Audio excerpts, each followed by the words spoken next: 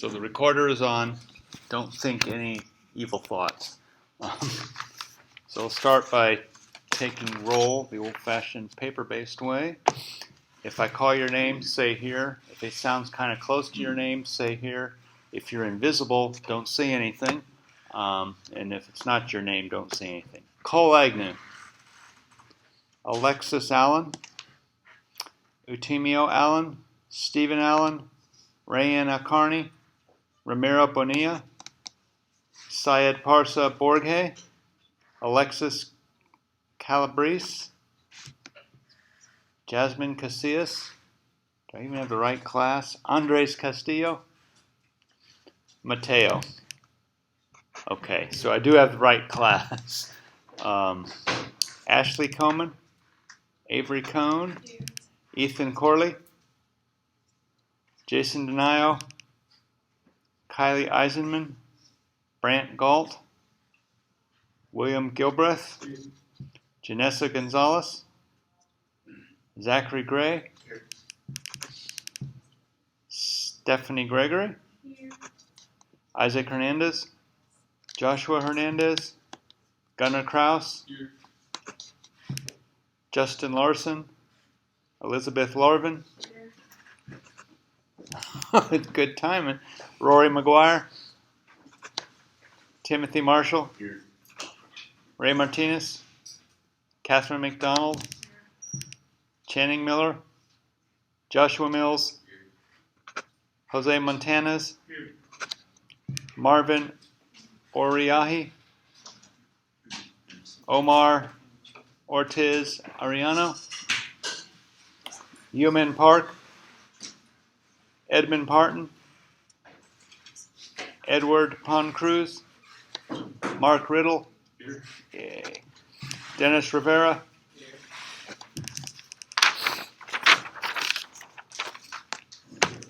Phoenix Robinson. Robert Rogers. Brady Sanders. Here. Edwin Cerna. Michael Skiles. Croft Stevens. Kevin Williams. Dylan Woods. Kyle Zorett. That's not bad. That's more than 10. Good job. So a reminder for all those of you that are live and to the invisible people, on the 21st of October, which is Thursday, this week, 48 hours from now, give or take a few minutes, is your second exam. The modality is the same thing. There'll be 25 questions on Blackboard, although I was toying with doing it on paper, but I realized I'm too lazy, so it'll be on Blackboard. And then a take-home component, which will also be served up through the server, just like last time. Today's official topic is descriptive statistics. And then initially walking over, I was going to do probability models and then descriptive statistics. But I think I'm going to reverse the order. So we'll try to get through today's official topic first. And I hope there's sufficient time. It's not a long topic. Sufficient time at the end to pick up the last part of Lesson 14, which we did not do. And just to be different and enjoy having my computer fail, I'm going to see if I can do this using a properly installed Anaconda. Yeah, there's one right there. So bear with me, this could be a complete failure, which is okay. All I'll do is burn 4 minutes of your life that you'll never get back. Lab or notebook? What the heck? What could go wrong?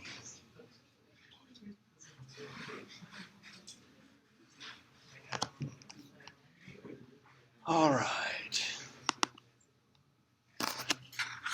I'm going to need a file, new.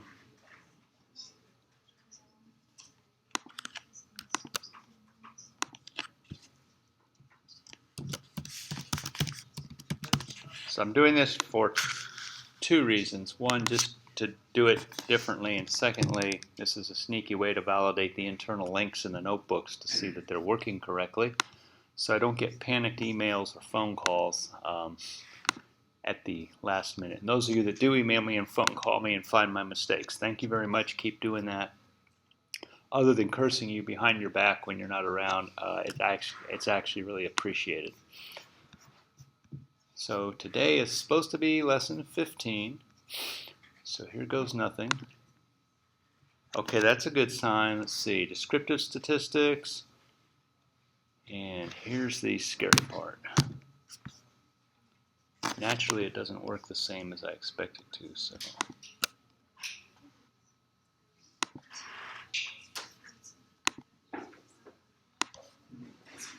Oh, that is seriously bizarre.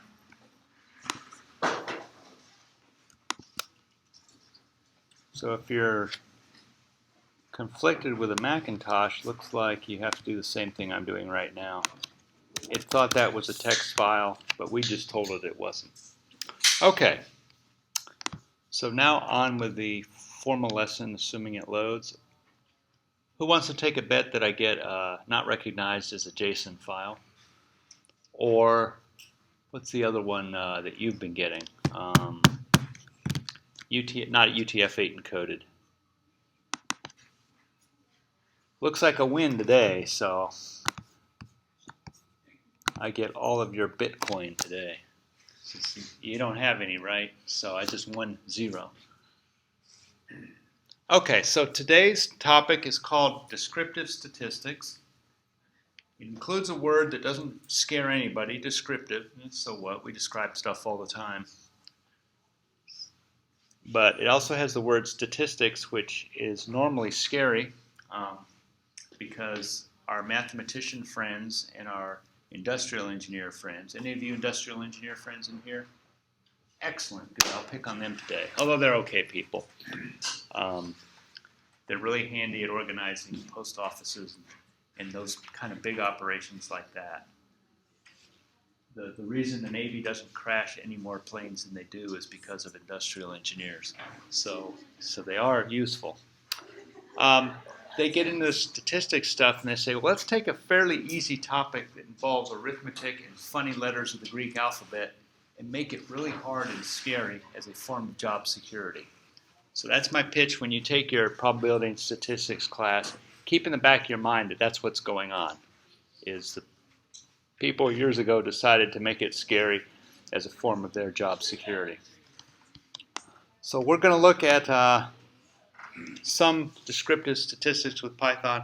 So the adjective descriptive is important when it's used next to the word statistics, because it means we have a collection of things. Body weights for everybody on this campus.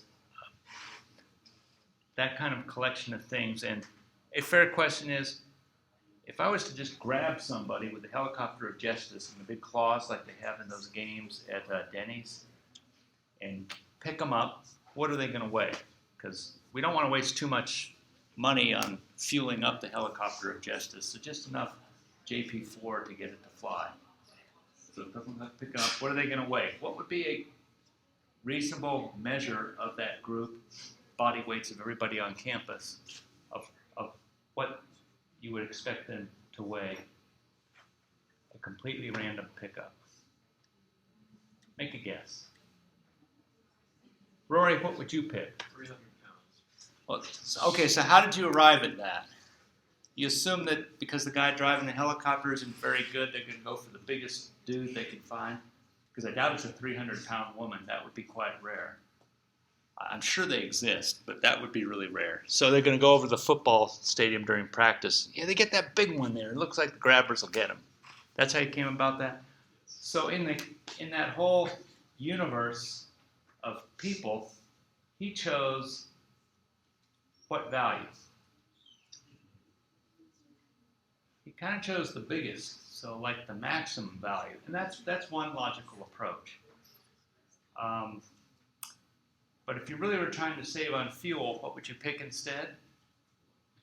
You take the littlest one, the little dainty thing crawling around there, scurrying around like an ant, and grab it and pick it up, less fuel. So that's the smallest. So the biggest and the smallest defines the range of anticipated weights.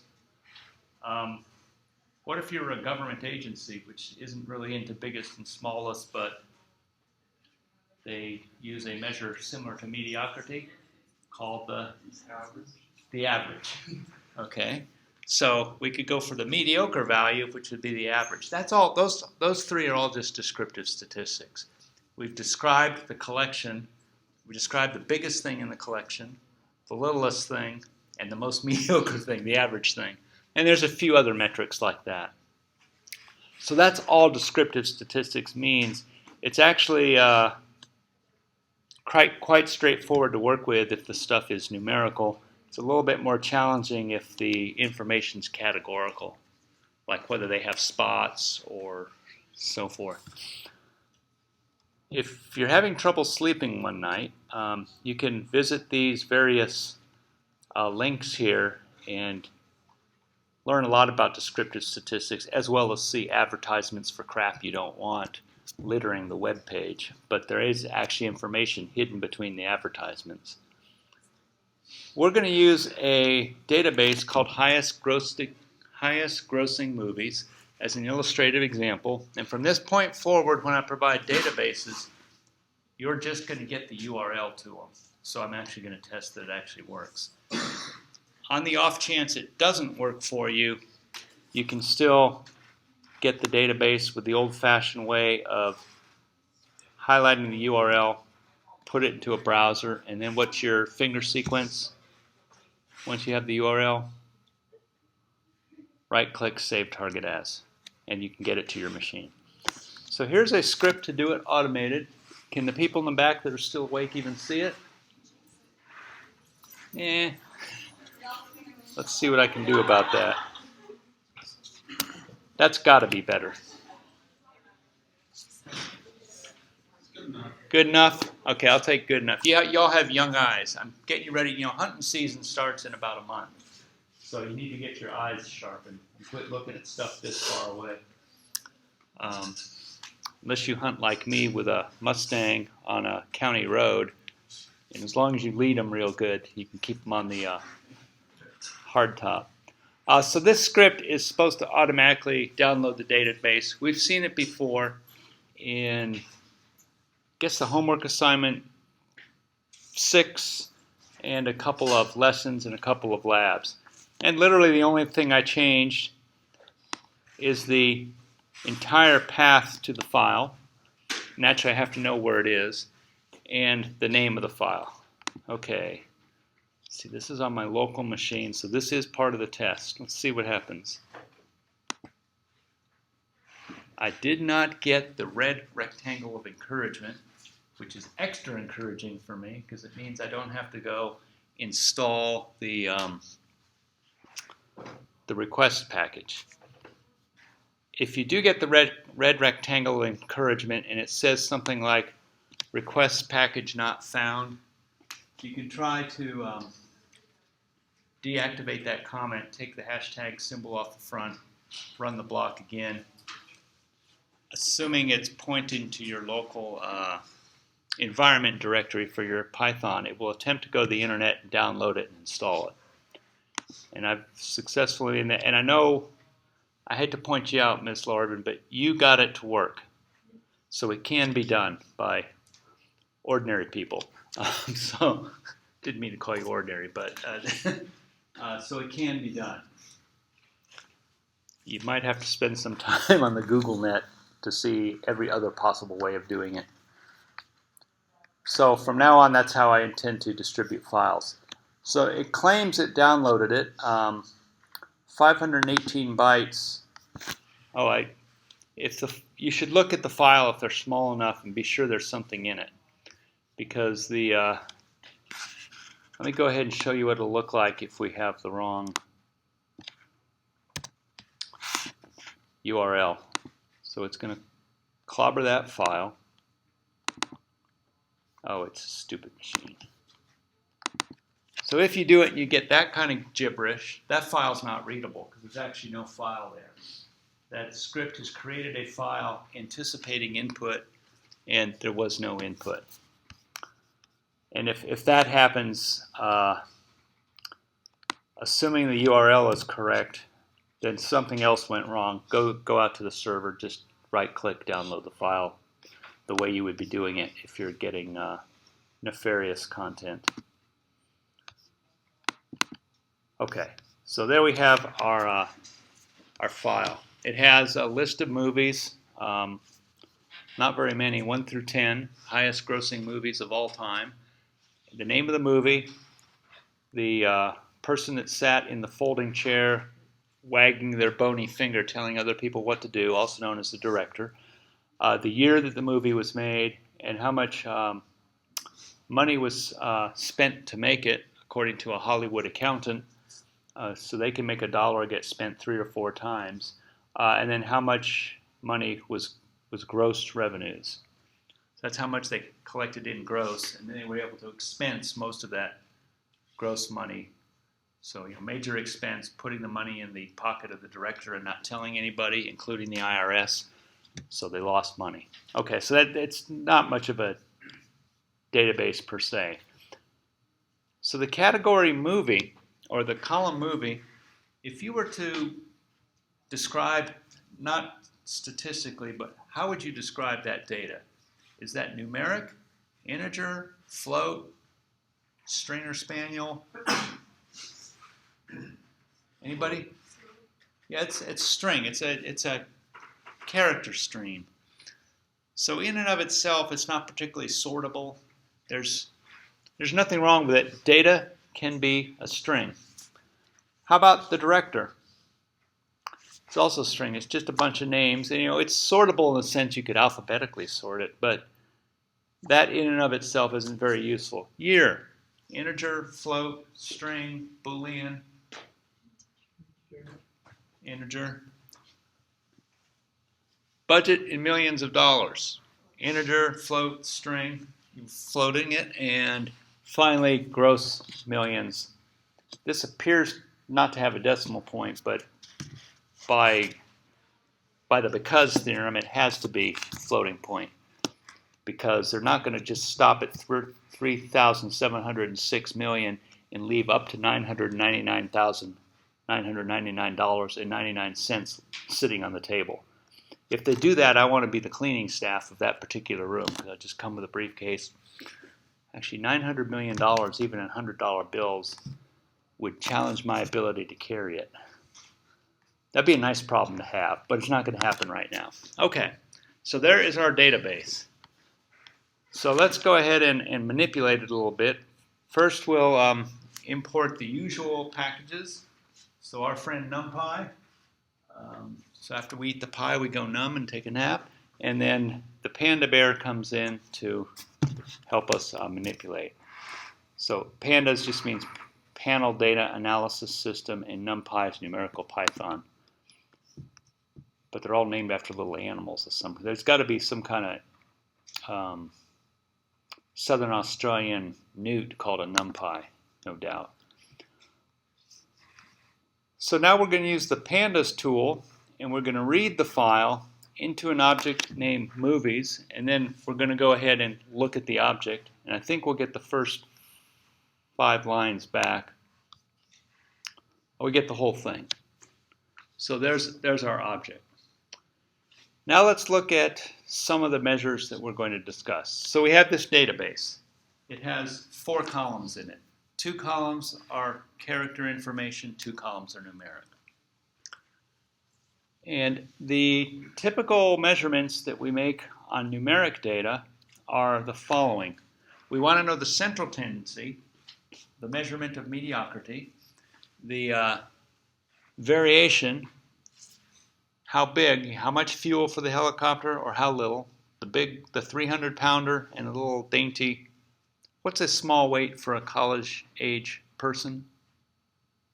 93 pounds? Yeah, for the 93-pound twig human. That would be our variation category, which is shown up here in kind of a purple. And then the last has nothing to do with the shape of the people we're going to pick up with the helicopter, but the shape of that distribution. If you were to think of the shape of the distribution, think shape is like a histogram. So let's think back to, again, all the people on campus. identified by their body weight, where would most of the people fall? On their face after a night of drinking, I get that, but probably around the mediocrity measure. You get a lot of mediocre, and you get a few real big ones, and then a few real light ones, and so that shape would have an appearance that looks like A, and now I'm trying to pull stuff out of your memory. If he's doing that, good. We got the curves. Yeah, he said bell curves. It would be a distribution with a single pointy part, and the distribution would probably be symmetric around the measure of mediocrity. There'd be as many sub-mediocres as there are super-mediocres. I'm glad I chose mediocrity as my analogy today because I'm having a lot more fun probably than you are. So our measures of central tendency, arithmetic mean, which you know is the average, the median, which is a quasi-distributional descriptor. If we took those body weights and we took the lightest ones, and starting from the lightest and the heaviest ones, and worked our way towards the middle, there'd be a value at which half of the total people would be less than this value, and half would be more than that value, and that value would be called a median. In the case of body weights, it's quite likely that the median actually corresponds to an actual human being. In other collections of information, that's not always the case. Sometimes the median lies between an observed value. That's okay. It's supposed to. It's just arithmetic. There's another one called the mode, which is the ice cream scoop on top of the distribution. That's why you get a la mode. It's actually the most frequent observation. So if our helicopter's going out plucking people out, and we keep track of the body weights, the ones that we get most of the time, which in the case of that particular analogy is likely to be the same as the measure of mediocrity, would be called the mode. There's another type of mean called a geometric mean, and there's another one called a harmonic mean. So if all those people are also playing harmonica, that mean would be the harmonic mean. Harmonic mean has nothing to do with harmonicas, but you'll never forget it now. Variation is a measure of how spread out things are. We've already identified the range for our people to get helicoptered adjusted. There's another type of range called an interquartile range, which is the range between the 25th percentile. So 25th percentile, 25% of the group are lighter than that weight. 75th percentile, 75% of the group are lighter than that weight. So that represents the upper 25th percentile. That range is called the interquartile range. If the distribution is symmetric and sort of kind of normal distribution looking, the interquartile range closely approximates plus or minus 1 standard deviation. Variance is the difference between the body weight and the mediocre body weight divided by how many people we pluck out of the campus without replacement. So it's at some point there'll be nobody left. That's called the variance. We've seen that already. And the standard deviation is the square root of that thing, although when you see the equation, they've managed to make something very simple, which is the square root of the thing we just did, but we'll show you a hard way to do it. And then coefficient variation is, I think I'm going from memory, it's the standard deviation normalized by the average. So it's the number of mediocrity distances from the average. And the last thing we're going to look at are some shape measures, and that measures the shape of the distribution. So we think our body weights is probably symmetric. So it looks the same on either side of the measure of mediocrity. But there are other distributions where the measure of mediocrity may be pushed pretty close to the upper observed value or pretty close to the lower one. Those distributions are called skew. And if they're skew, that has some important statistics, the hard to understand statistics implication. And then we'll also look at another measure called kurtosis, which is a measure of how pointy the distribution is. So let's start with our measures of central tendency. The first one is our friend the mean. And this is probably not the first time you've ever seen it. If it is, boy, your next 3 years is going to be miserable. But the mean is you just add everything up and then divide by how many things there are. That's called the arithmetic mean. And in the case of our thing, we'll look at the budget in millions of dollars. And we will extract that particular column and we'll assign it to a budget, to an object named budget. So we've done that, and because we're ferals, we'll go ahead and do this all in a primitive list. So we could just take that list, which would be a pain in the neck, but it's not that many, and come up with the average budget of the top 10 highest grossing films is $115 million and some change. 660,000 chump change when you're talking about $115 million. Well, if you think of that, that's nice to know what the mediocre movie cost is, but that would let us build how many Gone with the Winds. Gone with the Wind was the $4 million one up there at the top. So 4 times 10 is 40 million. 4 times 100 is 400 million. Half of 400 million is 200 million. So we could probably make 30 or 40 Gone with the Winds. So work on that time machine, because being able to go back in time and use more valuable money than it is today would be real economical. You have to be clever when you pass the $100 bills so that they don't see that they look different than 1933 $100 bills. So far you've learned how to play Russian roulette on a computer and other gambling games, and now time machine and cheating people while making movies. So when you're done with this class, you'll be in great shape for who knows what, possibly a career in politics. We're also going to use some additional external libraries. So there's one called Statistics, which in all likelihood has already successfully installed in your Anaconda build. And then there's another one called, I think it's Scientific Python, but I call it Skippy because it reminds me of the peanut butter I ate as a kid. Skippy.stats, which is a statistics package in the Scientific Python component. All right, no protests, so they must have successfully installed. So now we're going to go ahead and use the mean function that comes from the pandas library. We get 115.6 million. Hey, look at that. It's identical to the one we did with primitive Python. How can that be? Somebody needs to play along, or I'll just sit here idly twiddling my thumbs. What do you think, Rory? You're grinning. It just did the same thing. Exactly. You are a genius today. It did the same thing, so there's no surprise that we got the same numbers out. Actually, it just has a random number generator, and it pulled up the same 3 numbers that it had to work with. We also can use the numpy mean tool, and lo and behold, it produced the same number too. Ooh, ah! It's because it's all doing the same thing, and that is the point of descriptive statistics. Lastly, we can use the method that's part of the statistics package. And honestly, why you would do 4 different things to calculate a mean beats me, but if you wanted to be for sure, then you do that, and you would get the same number there.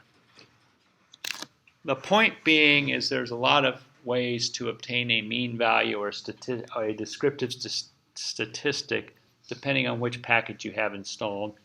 Naturally, you'll have to read how to access that particular feature of that package.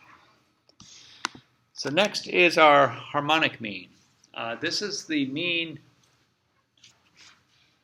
value of the reciprocal of the mean of the reciprocals of all items in a data set. The English wording on that is awful, but you can see the formula. Cap H in this case is used to represent the harmonic mean. We sum up 1 over x for all the values of x, take the mean of 1 over x, and then invert that, and that by definition is the harmonic mean.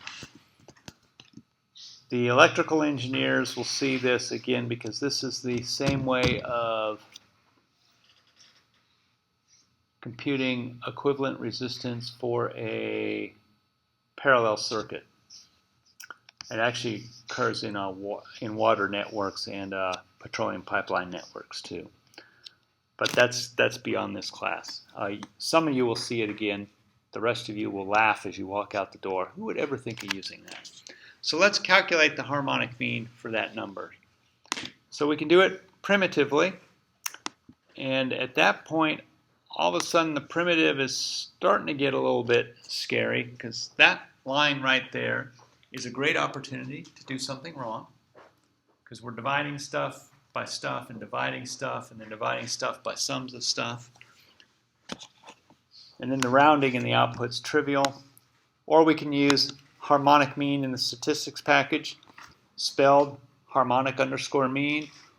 Or we can use h mean in the Skippy stats package. And I bet you we'll all get the same numbers out.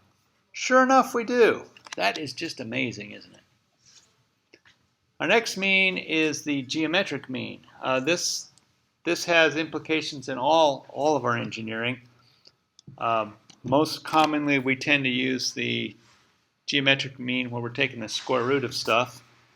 So when you see root mean square error, that is a type of geometric mean.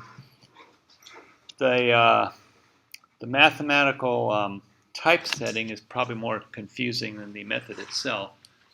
So the usual symbol for a running product is a capital Pi symbol, as shown here. And I would say the way you read that is the running product of a sub I, as I goes from 1 to however many things there are. So we take the first thing, multiply it by the second thing, the result of that gets multiplied by the third thing, so forth, all the way out to n. Good yawn from the middle of the audience. Leave some air for the rest of us, okay? And we make that running product, and then we take the nth root of it. And that's called the geometric mean. So for the time being, we'll just take it as a computational operation. So doing it in primitive Python, now we start to see a whole lot of opportunity to make a mistake. But we can take it on faith it's correct because the numbers match up at the end. Or we can use the geometric mean function built in the statistics package, or the gmean in the Skippy stats package. And undoubtedly, Skippy stats accesses statistics automatically, or the other way around. So they're really not different. They really are doing the same thing.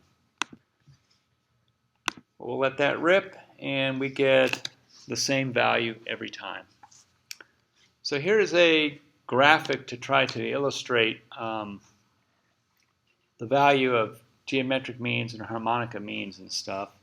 If you visualize the unit circle and the unit of things or the scale of things is about the same, so body weights goes from 0 up to about 300 pounds.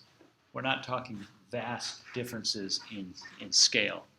2 powers of 10 at the most. Arithmetic mean would be probably appropriate. If the units are differing a lot, so if we're now comparing body weights of flies and praying mantises and so forth to humans and heffalumps, which is even bigger than an elephant, or snuffleupaguses, which are imaginary except if you're a big bird. Is that lost on everybody? Oh, bird, your friends don't like me. It'll be okay, Snuffy, come on. Weird-ass critters. Anyway, huge range. So we actually have just introduced imaginary creatures, which is a type of imaginary number. It's only it's even more rare. It's more rare than the invisible people in this room right now. That would be appropriate to use the geometric mean, because what that does by that multiplying is it weights the big things and the little things in a fashion that the average thing, if you will, is a better representation of what's going to happen when the helicopter of justice goes down to pluck the thing out. If you think of elephants and humans and praying mantises, if we didn't do that, the arithmetic mean would be strongly influenced by the elephants in the sample and not very much influenced by anything else, because elephants are kind of big and heavy, the few that are left on the planet. If the values are rates of things, how fast something is happening in a temporal sense or how fast something's happening in a spatial sense, then the harmonic mean is probably the more appropriate tool. Again, after that night of not being able to sleep, and if the first batch of URL links didn't knock you unconscious, here's a couple more that are kind of, none of these readings are very long. Again, the worst part is wading through the ads to try to tell if it's information or if they're trying to sell you something. Because the pop-up ads are getting better and better on hiding themselves. Arithmetic, geometric, and harmonic means for various machine learning arithmetics. And then I like the title of this one. On average, you're using the wrong mean. That's just a cool title. If you tell someone they're wrong, they'll pay attention to you. So keep that in mind when you're doing client management in the future. If you can't figure out what the client actually wants on your job, get them to tell you you're wrong, and then you will get a whole dissertation on what they actually want done. Have a recorder on so you don't have to take notes. You can sit there and look, oh, I'm so sorry. Median is another measure of central tendency, and it's the middle item in a sorted data set. So imagine the body weights, and we sort them from twig person all the way up to you should be an elephant, where's your trunk person, in increasing order of weight. And we take Molly Hatchet and cut right down the middle, half less than, half more than. That is the median. Or you would swing that hatchet. You hope that you're not of a body weight that's actually right on the median, because you're going to get sliced in half. And to date, that's not very productive for continued existence. In other words, you can think of it as the middle value. And their median is actually a fairly important thing in probability and statistics. Calculating it by primitive Python, I'll show you how quickly. It's actually fairly complicated because it has to have a tie resolution component. Because you can have 2 or 3 elements in your data set that are the same value. You need to have a way to deal with ties when you're ranking things. We can use a data set where that is not the case, just to make it easier to script. So we're going to look at gross millions. We're going to assign it to a object named gross. And in primitive Python, we would take our object, we'd figure out how long it is. So look at that. If n percent symbol divide by 2, so when would that be true? That's true when it exactly divides by 2, when you have 10 items or 12 items. If that's not true, we have to sort the thing and find the index that corresponds to the half length of the object and pull that out and then report it. So that's a tie-breaking scheme. Here we get $2,673 million as the median gross value for the movie. That's pretty good winnings. I'm leaving that $500,000 off because in $2,000 million, $500,000 is chump change. Using the pandas library, we have a tool called median. NumPy has median, and statistics has median, and Skippy stats has one. And its name is median too. There's no point in doing too many of them. And we run that. And there is something called a low median and a high median. And what those are is those are finding the actual numerical values that are adjacent to the computed median.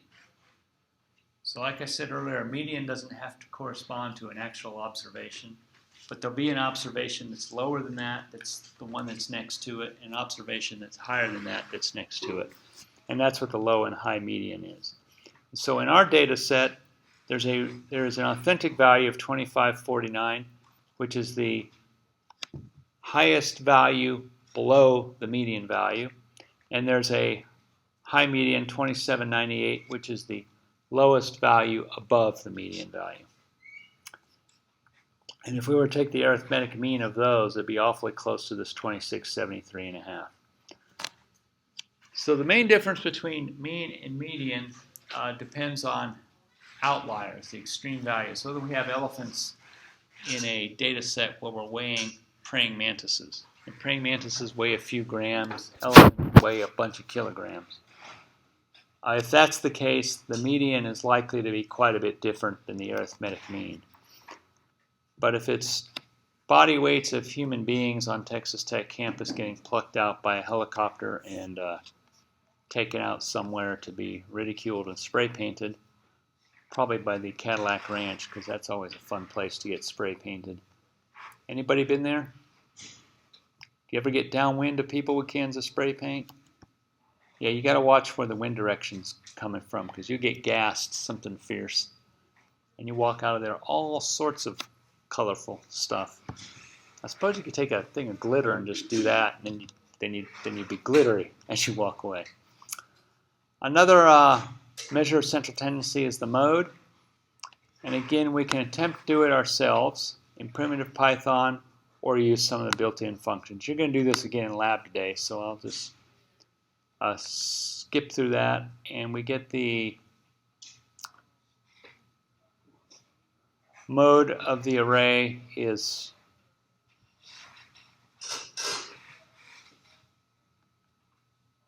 is 3706 is the biggest value. Print mode 4. Did it even run that? Oh, it's all... I see what's going on here. Print.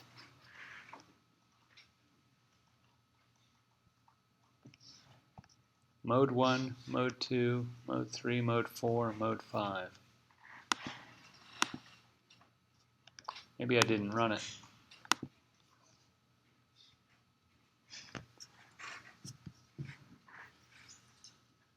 Gross mode. Well, I temporarily don't know why it's printing that list, because it was never told to. The mode is often not very useful when the distribution is flat. So if you think of a distribution of something where the typical, let's go back to body weights, but if we sort the people and just the twig people, their body weights are between 93 and 101 pounds. There might be a few hundred of them, but they're all about the same weight. That would be a flat distribution. There'd be no peaks. The histogram would look boring. It would look like the pink rectangle of encouragement. So mode is not terribly useful in that instances. It's useful to find out that that's true, that it's a flat distribution, and then from there on it's not terribly useful. But it is useful if we're looking at a distribution of things that are not numeric. So for example, if we look for movie directors in our database, James Cameron comes up several times. He is the most frequent movie director, and if we compute that mode, we find out that he's the most common movie director. I think he has 3 instances in the database. Let's go look. 1, 2, oh, just 2.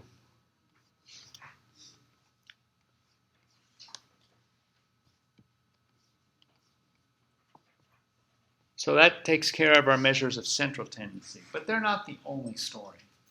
Just knowing that when we helicopter into Texas Tech that we're going to pull up a 300-pound person, we want to know what the range is so we can get our fuel burns better. And those are called, that's often called dispersion. So measures of dispersion are values that describe how the data varies. Something that has a lot of dispersion versus something that has a little dispersion would be similar to precision marksmanship and the way the United States Army that I served in killed people and broke things.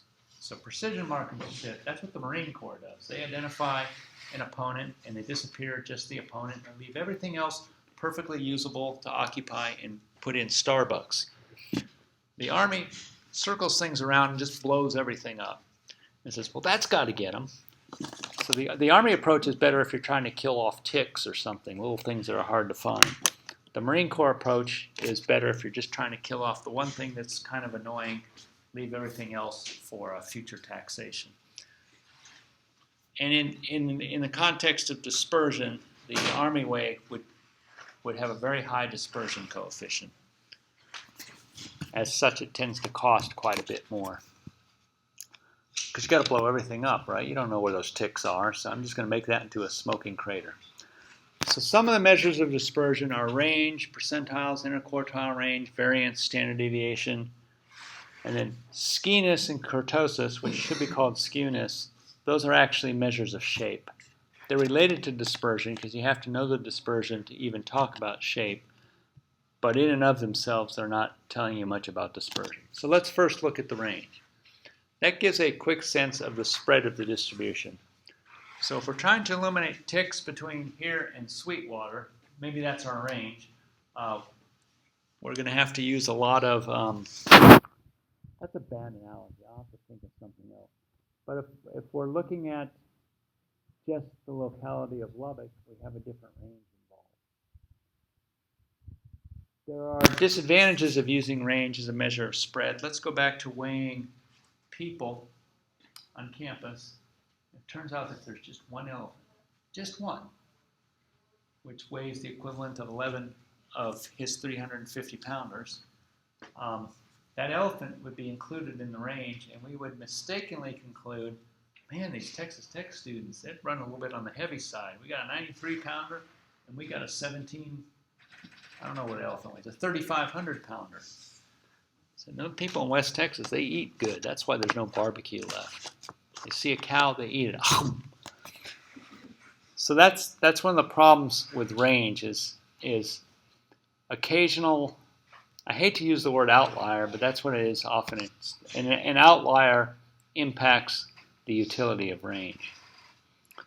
Percentile and quartile is slightly better in that respect, because even though that elephant would be included in the upper 2 percentile of our measurement, most of the other values would fall within their appropriate categories, and we would probably correctly infer the shape of the distribution or the appearance, and we also would probably correctly infer. Now there's one object here that just doesn't belong, and we go back to our Sesame Street things. One of these things is not like the other. One of these things just doesn't belong. Can you guess? And instead of doing it pictures like you did in the kids' TV, you guys probably weren't educated by television, probably by phone. But back before the phone was invented, there was this thing called TV, and it was used to babysit many generations of people that are still crawling on this earth. So we could use the range and the percentiles to identify whether something belongs or not. If we want to get the range in primitive Python, that's really quite easy. You should be able to, if that were on a test, I'm not saying it is, but if it were, I would expect everybody in this room, even the invisible people, to be able to do that mostly correctly. You might make a syntax error and see the pink rectangle of death and have adopted this thing. Well, it gave me a pink rectangle. There must be something wrong with the computer. It couldn't possibly be me. That's not a good solution strategy. Or we could just use the PTP, which means peak to peak, in numpy, which essentially returns the range. When we do that, we get the same value. Yay us. The quartiles are fairly important. And so here's some script to do arbitrary quartiles. So the tool is in numpy, and it's called percentile. Or there's another tool that's part of pandas called quantile. They're doing the same thing. So here we have an object, we've named it P10, and it says compute the numpy percentile of budget, and I want the 10th percentile. So the syntax is object, the function name is numpy percentile, object you want the percentile of, the percentile you want from 0 to 100. So P10 is the 10th percentile. Here we have P4070, which is the 40th and 70th percentile. And the equivalent in pandas is the quantile function. And the difference in pandas is you don't actually enter percents, you enter decimal values. So it'll be between 0 and 1 instead of 0 and 100%. And if we do that, I believe we get pretty much the same answers. We should. 10th percentile, 7.77. The 10th percentile using the quantile function of pandas is the same. So you see the point. Another tool is called the interquartile range, which is the 75th percentile minus the 25th percentile. We can do it in numpy quite easily, or Skippy Stats. It's already built in. It's called the IQR, interquartile range. This is common in Descriptive Statistics, and in this case of our movies, it's 217. The numbers don't matter at this point. It's just to illustrate the methods. And then there is something called the 5-number summary. It probably has a real name, but for lack of being creative, we'll call that. 5-number summary is useful when we're doing an examination of a really large data set. The largeness doesn't matter that much, but when it's a really large data set, we're not going to attempt to view the whole thing at once. The 5-number summary gives us a quick way to do that. In pandas, there's a function called the describe function. So you identify the object name, and you use the describe method, and it returns, if it's numeric, it will return how many things there are, the arithmetic mean of the things, the standard deviation by the computations above, the smallest value, the largest value, the 25th, 50th, and 75th percentile. So if we do that for budget, there's 10 items in our database. The average budget's 115, standard deviation of 140.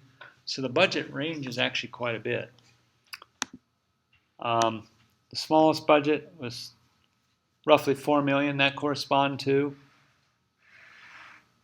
Gone with the Wind. The biggest was 356 million. That would have been like Star Wars or something. One of those things with a lot of CGI. And the 50th percentile. So half the movies cost more than 12 million to make. Half the movies cost less than 12 million to make. And the 75th percentile,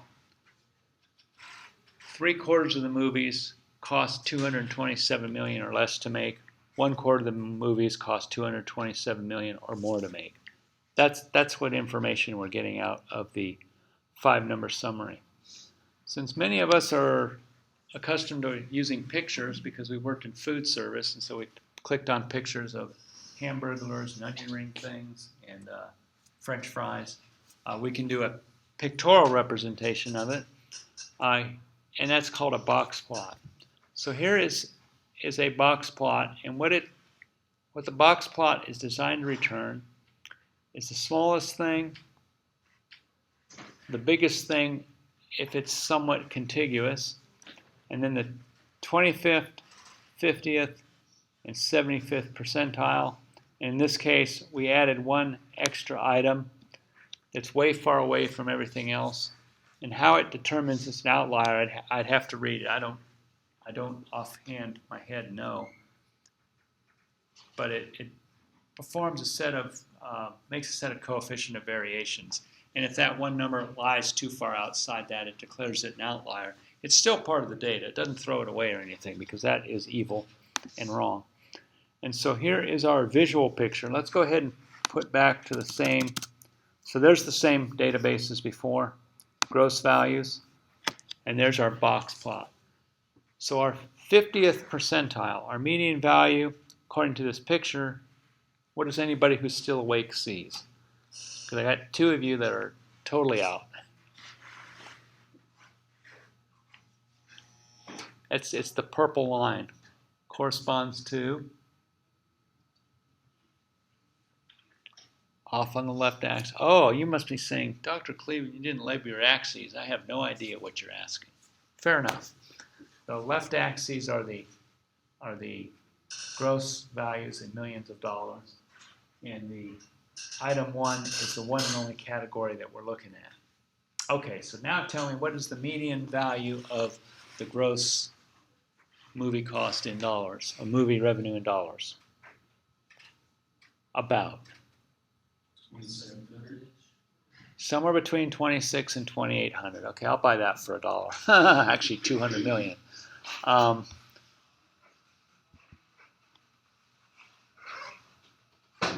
guess it would help if I was using the right object. Darn it.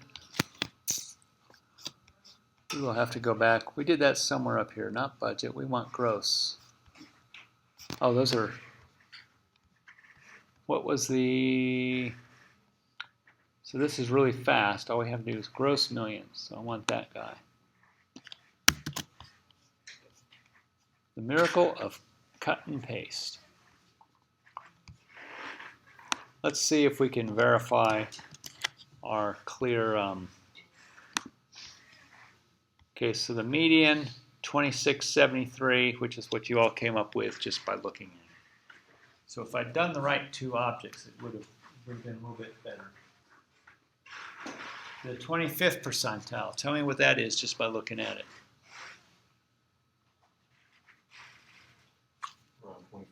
Around 2,400.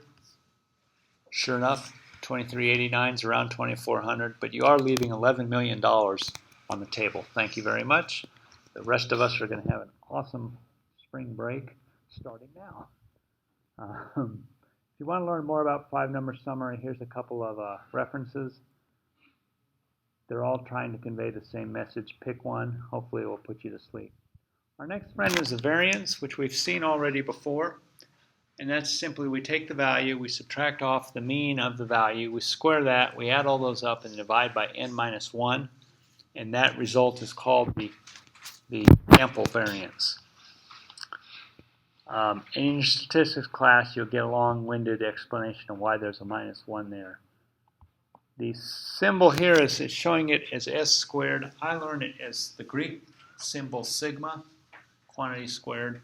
But whatever letter of the alphabet you really like, you can use it. I would suggest you don't use x, because then you're reusing x and confuse the heck out of yourself. If we're working with the entire population and not the sample, which is a subset, so not the ones that we picked off by helicopter, but everybody, we would replace the n minus 1 with an n. Oh, it looks like I was going pretty valley here, for sure, so it got duplicated. In primitive Python, variance is really quite easy to compute, or we could just use the built-in thing. By all means, use built-in stuff if you are using a package that has that. Now the standard deviation, there's a formula for it, but I always just take it as the square root of the variance. It's actually of the population variance because of that n. And standard deviation is seriously built into most of the packages that involve numbers. If you have to do it the hard way, you could do it right here, or you could just use the built-in. Sure enough, we get the same number back. Our next one is skewness, and how am I for time? I guess I can draw a picture. So this horizontal axis represents our variable. Vertical axis represents the relative frequency. So let's go back to our body weights. Twig people, 300-pounders, and elephants. That's supposed to be its trunk. I don't know how to draw an elephant trunk in a hurry. Twig person, refrigerator with a head on top. Okay, so there's our range. Now, ignoring the elephant for the time being, it looks an awful lot like a mouse. Do we expect a lot of twig people? Not too many. How about our big people?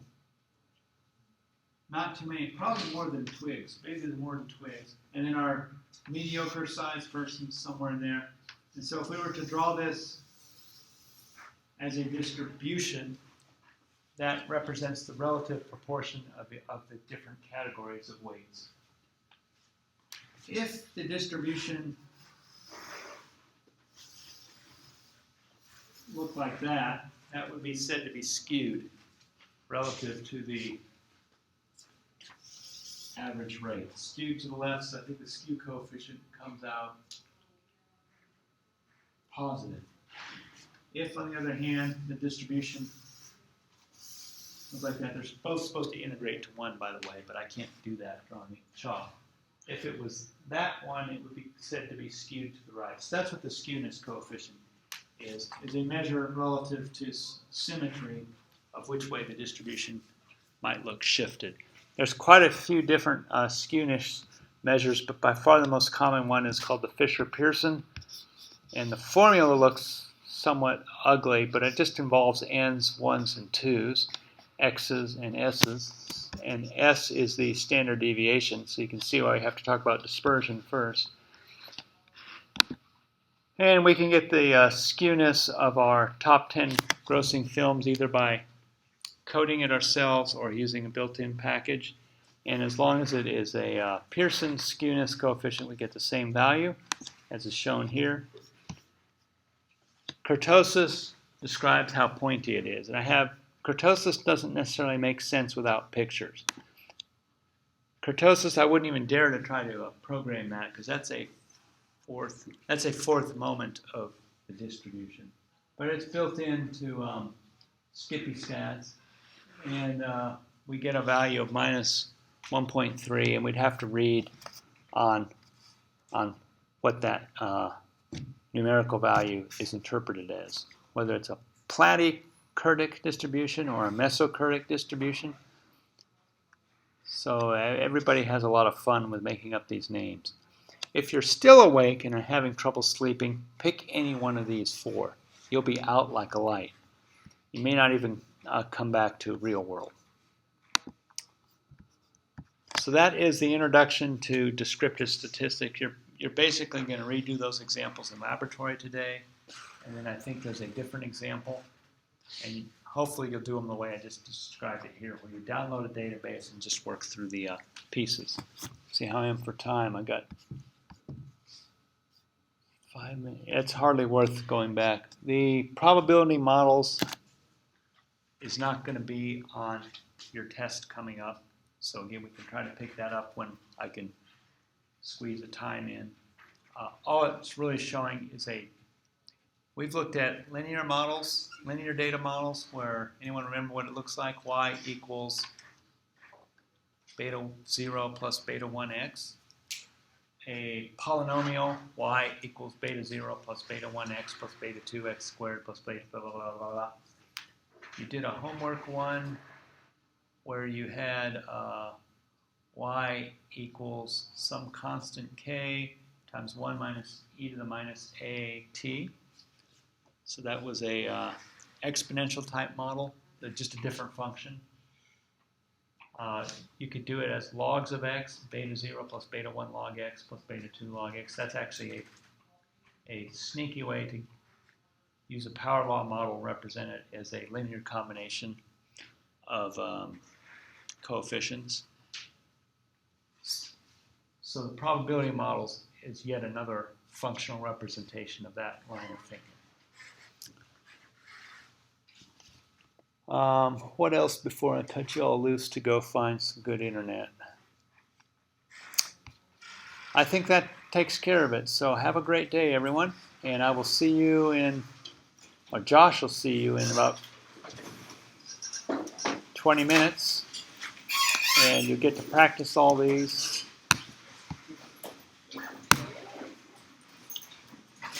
So for the exam 2, it's 3 attempts.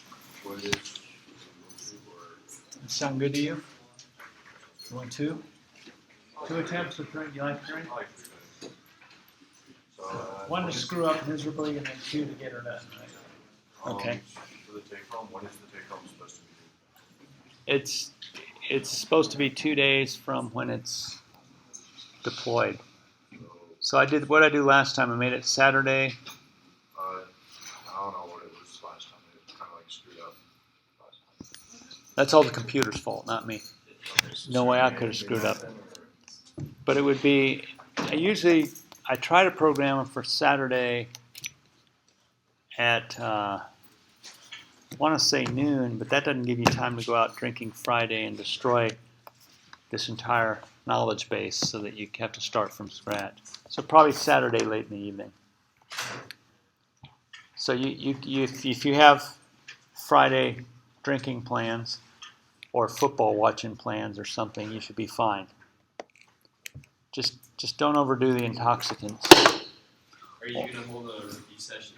I don't plan to. Okay. Certainly not for you 11 people that show up. Right.